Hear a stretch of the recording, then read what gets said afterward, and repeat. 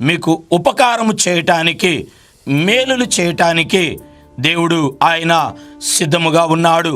ఉపకారము చేస్తాను, అది ఎవరికి అంటే అందరికీ ఆయన ఉపకారము చేస్తానని దేవుని వాక్యములో ఈ దినం మనం చూస్తూ ఉన్నాం. తన ప్రజలకు ఒక ఉపకారాన్ని, ఒక మేలుని, ఒక ఆశీర్వాదాన్ని తెలియపరుస్తూ ఉన్నాడు.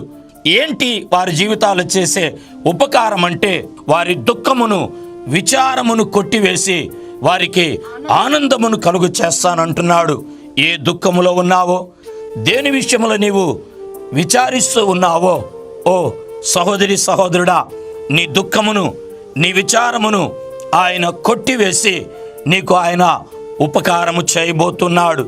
నీ దుఃఖమును, నీ నిట్టూర్పును, నీ విచారమును కొట్టివేయబోతున్నాడు.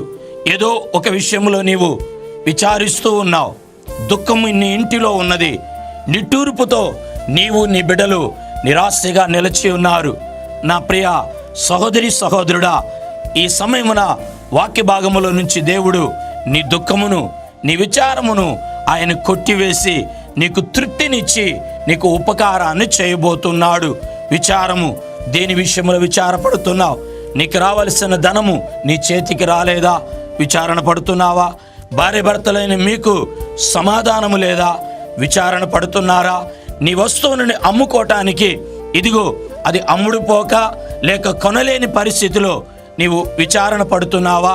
నీ బిడ్డలు చదువులు, వివాహ కార్యాలలో నీవు విచారణ పడుతుంటే నీ యొక్క దుఃఖమును, నిట్టూర్పును, విచారమును ఆయన కొట్టివేసి అంటున్నాడు దేవుని వాక్యములో, నేను వారికి ఆనందమును కలుగు చేసేదను, ఆనందమును కలుగు చేసేదను అనగా సంతోషాన్ని దేవుడు అనుగ్రహిస్తానంటున్నాడు.